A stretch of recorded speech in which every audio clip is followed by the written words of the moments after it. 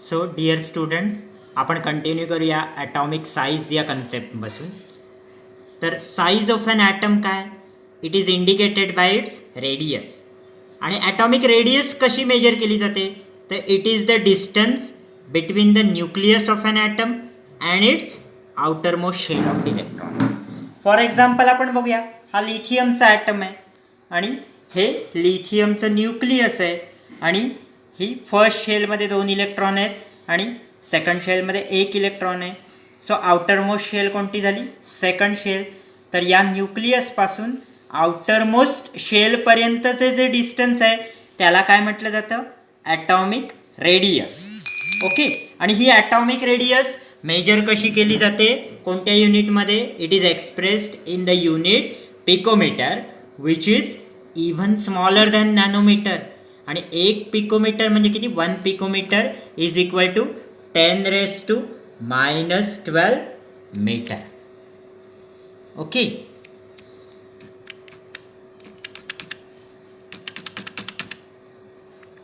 आता ॲटॉमिक साईजचे ट्रेंड्स काय आहेत? आता तुमच्या बुकमध्ये त्यांनी तुम्हाला काय झालं, डिक्रीजिंग ऑर्डरमध्ये अरेंज करायला सांगितले लिथियमपासून. आता हे मी तुम्हाला अरेंज करून दिलेत. तर विदिन अ पिरियड काय होतं? The atomic radius goes on decreasing. तुम्ही ऑब्झर्व करा, हा सेकंड पिरियडचं दिलं आहे. तर लेफ्ट साईडला काय होतं आहे? लिथियम आहे, त्याची ॲटॉमिक रेडियस आहे 152 picometer. Of course it is in picometer. Beryllium त्याच्यापेक्षा राईट साईडला गेलं तर 111 पिकोमीटर. त्याच्याहीपेक्षा थोडं राईट साईडला गेलं तर बोरॉनचे 88. असं जसजसं आपण राईट साईडला जातो आहे तशी ॲटॉमिक रेडियस काय होते? स्लोली डिक्रीज होत जाते. म्हणजे while going from left to right atomic radius goes on decreasing. आता ह्याचं रिझन काय असतं? तर जसजसं आपण लेफ्ट टू राईट जातो तसं काय होतं? ऑफकोर्स विदिन अ पिरियड काय होतं? द नंबर म्हणजे ॲटॉमिक नंबर एलिमेंटचा इन्क्रीज होत जातो 1 by 1. आणि ॲट द सेम टाईम काय होतं? Positive charge on nucleus increase होत जातो by 1 unit at a time. पण जो ॲडिशनल इलेक्ट्रॉन ॲड झाला आहे तो सेम शेलमध्ये. फॉर एक्झाम्पल आपण बघूया, आता लिथियमकडून आपण ज्यावेळी बेरिलियमकडे जातो त्यावेळी काय होतं? बेरिलियममध्ये आत जे प्रोटॉन असतात ते लिथियममध्ये 3 असतील. तर बेरिलियमचा ॲटॉमिक नंबर 4 आहे, म्हणजे त्याच्या न्यूक्लियसमध्ये पॉझिटिव्ह चार्ज किती होणार? 4. ओके. त्यामुळे एक पॉझिटिव्ह चार्ज वाढला. आणि आता हे बघा, तुम्ही एक एक्झाम्पल घ्या की तुम्ही 2-3 मित्र आहात, ते या सगळ्या कुत्र्यांना कंट्रोल करताय, अधिक जोराने खेचायचं बघताय.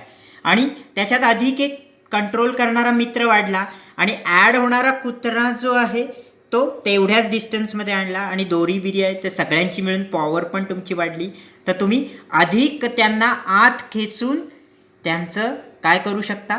त्या कुत्र्यांना अधिक चांगल्या पद्धतीने कंट्रोल, म्हणजे इफेक्टिव्ह न्यूक्लिअर चार्ज काय होत जातो? इन्क्रीज होत जातो. आणि ॲज अन इफेक्ट काय होतं? हा पॉझिटिव्ह चार्ज वाढतो, एक इलेक्ट्रॉन पण वाढतो, परंतु इफेक्टिव्ह न्यूक्लिअर चार्ज इन्क्रीज होत जातो. त्यामुळे the electron shells are pulled towards the nucleus. आणि न्यूक्लियसकडे इलेक्ट्रॉन शेल्स ओढल्या गेल्यामुळे काय होतं? त्याचा atomic size slowly across the period decrease होत जातो. ओके. आता nuclear increase in nuclear charge, electrons are pulled towards the nucleus to greater extent resulting in decrease in size. आता विदिन अ ग्रुप काय होतं? आता हा विदिन अ ग्रुप बघूया. Lithium आहे, त्याच्यात 2 ॲटॉमिक शेल आहेत. त्याच्याच गोईंग डाऊन द ग्रुप आपण लिथियमच्या खाली गेलो सेम ग्रुपमध्ये, म्हणजे हे काउंट आहे अल्कली मेटलचा ग्रुप आहे, ग्रुप 1. ग्रुप 1 एलिमेंट्समधला अल्कली मेटलचं सोडियम जो आहे त्याच्यात काय होतं? इलेक्ट्रॉनिक कॉन्फिगरेशन काय होतं? 281, म्हणजे एक शेल इलेक्ट्रॉनची ॲड होते. त्यामुळे स्वाभाविकच हे न्यूक्लियसपासून आउटरमोस्ट शेलचं डिस्टन्स काय होतं? इन्क्रीज होतं. बरोबर आहे. त्यामुळे ॲटॉमिक साईज, आता सोडियमपासून आणखीन डाऊन गेलो आपण पोटॅशियमकडे सेम ग्रुपमध्ये, तर काय होतं? आणखीन एक शेल, म्हणजे ही फर्स्ट, सेकंड, थर्ड आणि फोर्थ शेल ॲड होत जाते. आणि इफेक्टिव्ह जो न्यूक्लिअर फोर्स ऑफ अट्रॅक्शन आहे तो काय होत जातो, डिक्रीज होत जातो. त्यामुळे ॲटॉमिक साईज स्लोली काय होत जातो, while going down the group increase होत जातो. ओके. आता metallic property and non metallic property, this is very important point. आता मेटल जे ॲटम्स असतात they have a tendency to form cation by losing valence electron. Cation म्हणजे काय, positively charge ion.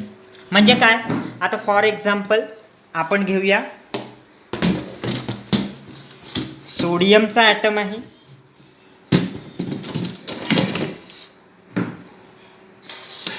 सोडियमचा item आहे.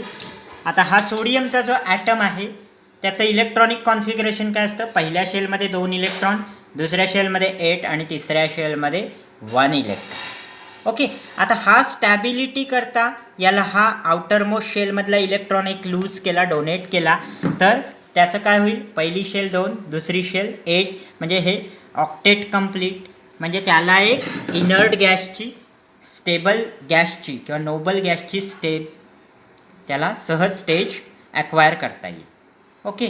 आणि हा काय करतो, सोडियम एक इलेक्ट्रॉन लूज करतो. आणि आता हे एक इलेक्ट्रॉन लूज केल्यावर आतले जे प्रोटॉन्स आहेत न्यूक्लियसमधले ते चेंज झाले का, ते 11च झाले. आणि प्रोटॉनवर कुठचा चार्ज असतो, पॉझिटिव्ह. मग आता पॉझिटिव्ह चार्ज किती होणार, 11. आणि निगेटिव्ह चार्ज, इलेक्ट्रॉनवर एक निगेटिव्ह चार्ज असतो.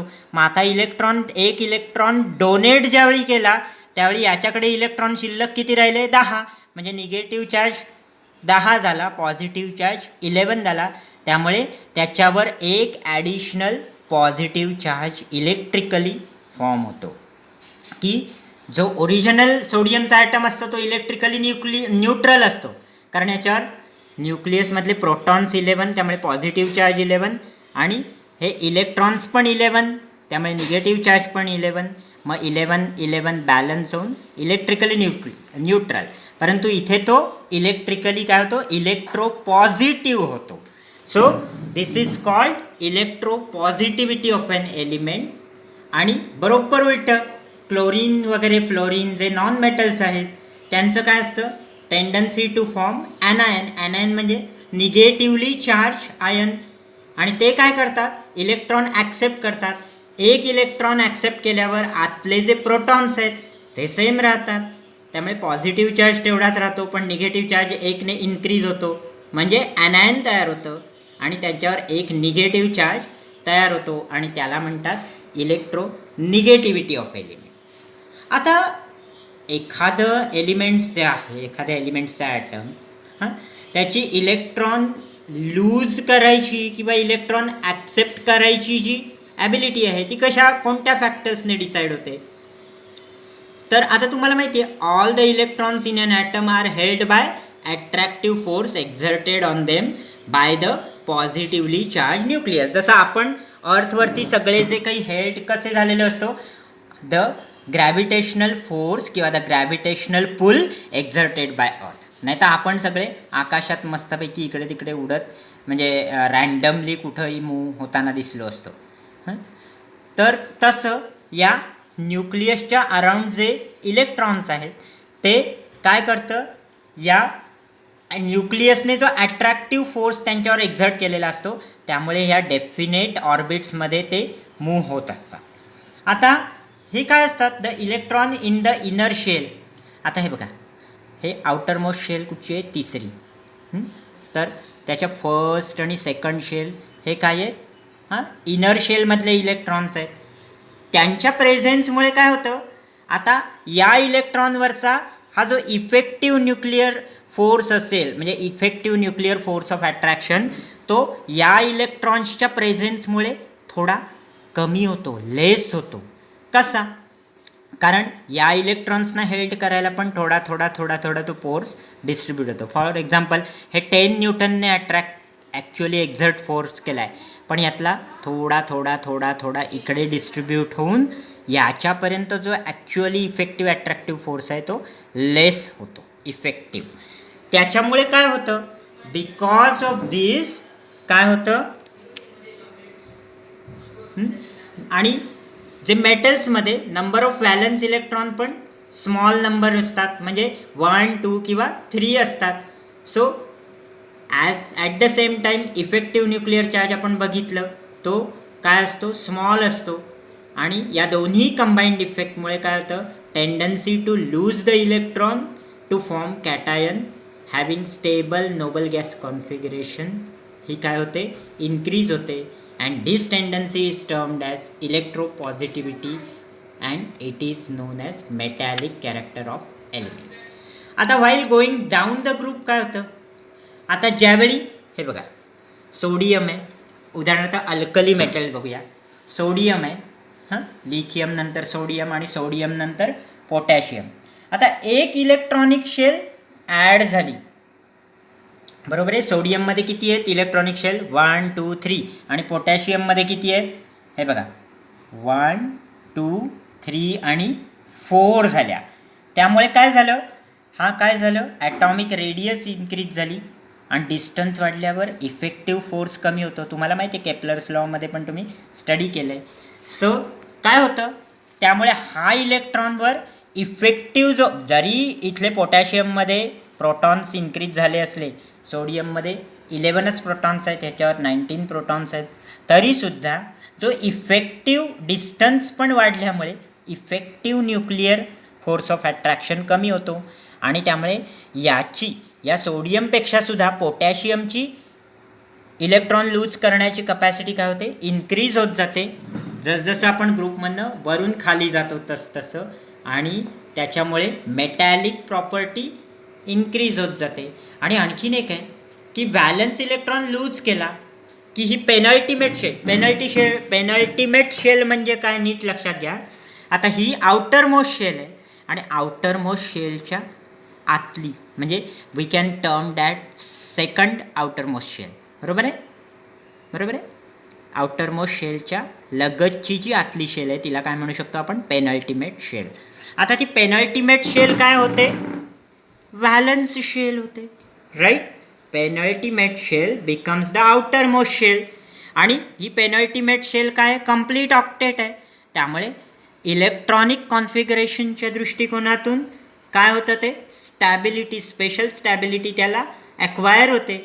आणि त्यामुळे या सगळ्या इफेक्टमुळे tendency of an atom to lose the electron increases and metallic character is the tendency to lose the electron. So it is also increases while going down the group. आता पिरियडमध्ये काय होतं, लेफ्ट टू राईट पिरियडमध्ये काय होतं की outer most shell सेमच राहते आणि ॲट द सेम टाईम एक ॲटॉमिक नंबर 1/1 इन्क्रीज होत जातो. त्यामुळे 1/1 पॉझिटिव्ह चार्ज ऑन न्यूक्लियस पण इन्क्रीज होत जातो. आणि त्याच्यामुळे काय होतं, इफेक्टिवली ॲटॉमिक रेडियस कमी होत जाते. आणि जर ॲटॉमिक रेडियस कमी झाली की आता हे बघा, एखादा फॉर एक्झाम्पल आपण जर बघितलं,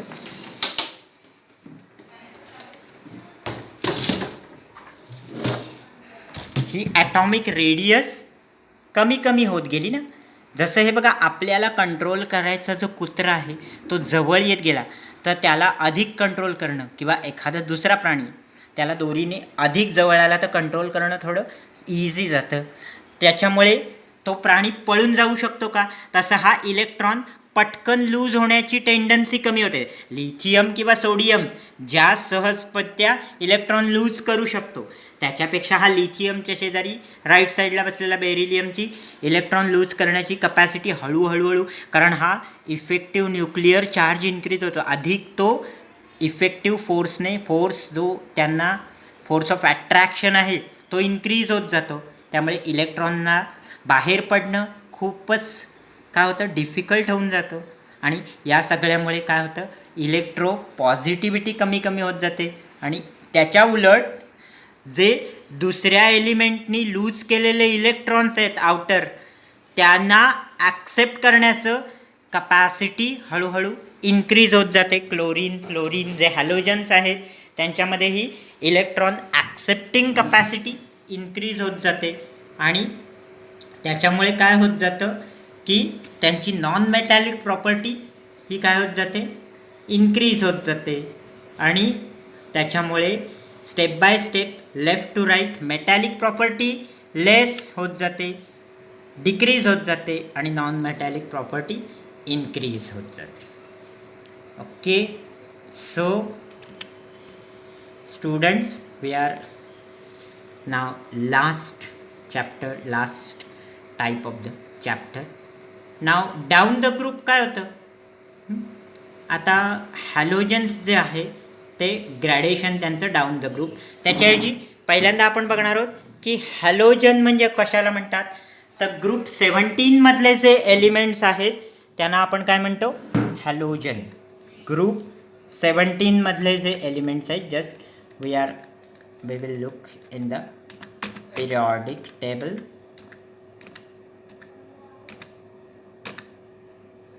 ओके, आता ग्रुप 17 मधले एलिमेंट्स, हा बघा, हा ग्रुप 17 आहे. हा बघा, हा ग्रुप 17 आहे. फ्लोरीन, क्लोरीन, ब्रोमीन, आयोडीन वगैरे या सगळ्यांना काय म्हटलं जातं, हॅलोजन. आणि या हॅलोजनचा जनरल जो मॉलिक्युलर फॉर्म्युला आहे तो X2 म्हणजे काय, तर 2 ॲटमनी मिळून एक मॉलिक्युल फॉर्म होतो. उदाहरणार्थ फ्लोरीनचा F2, क्लोरीनचा Cl2, ब्रोमीनचा Br2, आयोडीनचा I2. Okay, आता फिजिकल स्टेटमध्ये त्यांच्याकडे फिजिकल स्टेट कोणत्या कोणत्या असतात. एक तर आपण माहिती आहे तुम्हाला, वॉटर, आईस आणि वॉटर व्हेपर्स. वेगवेगळ्या 3 फिजिकल स्टेट काय आहेत. वॉटर म्हणजे लिक्विड स्टेजमध्ये असतं, आईस म्हणजे सॉलिड स्टेजमध्ये असतं, तर व्हेपर ही गॅस स्टेजमध्ये असते. तसं यांच्या फिजिकल स्टेटमध्ये ग्रॅडेशन काय असतं, तर हे जे पहिले फ्लोरीन आणि क्लोरीन आहेत ते नॉर्मल रूम टेम्परेचरला गॅसियस स्टेटमध्ये असतात. हा जो ब्रोमीन आहे तो नॉर्मल रूम टेम्परेचरला लिक्विड स्टेटमध्ये असतो. तर आयोडीन तुम्हाला माहिती आहे सब्लिमेबल सबस्टन्समध्ये तुम्ही स्टडी केलेला आहे, तो कुठच्या सॉलिड स्टेजमध्ये म्हणजे क्रिस्टलाइन स्टेजमध्ये असतो. So this chapter is done. Students, कैसा लगा. और पहली बात एक है, आपको अभी क्या करना है, म्हणजे पहिले 1 ते 20 एलिमेंट्सचं किंवा 1 ते 30 एलिमेंट्सचं मी म्हणेन इलेक्ट्रॉनिक कॉन्फिगरेशन प्रॉपर म्हणजे न्यूमरिकल पण करा आणि डायग्रामॅटिक पण करा. आणि त्याच्यात किती नंबर ऑफ शेल्स असतात आणि किती नंबर ऑफ शेल्स, जेवढ्या नंबर ऑफ शेल्स तेवढाच त्याचा काय होतो, नंबर ऑफ पिरियड्स होतो. तर कोणत्या पिरियडमध्ये ठेवणार, 3 शेल्स असतील तर तो 3ऱ्या पिरियडमध्ये ठेवणार. यावरती क्वेश्चन्स विचारले जातात. म्हणजे तुमचं नॉलेज टेस्ट करण्यासाठी आता जो नवीन एक्झाम पॅटर्न आहे त्याच्यामध्ये कॉन्सन्ट्रेट केलं जाईल. किंवा एखादं पर्टिक्युलर एलिमेंट जे आहे ते त्याच्यामध्ये ग्रॅडेशन कसं आहे, एक ग्रुप अलॉंग द ग्रुप जे आहे एखाद्या प्रॉपर्टीचं एलिमेंट जे प्रॉपर्टीचं ग्रॅडेशन कसं असेल हे विचारलं जातं. क्वेश्चन आणि आन्सर्सचं मी तुम्हाला ईमेल करीन आणि मग ते तुम्ही अटेंड करा.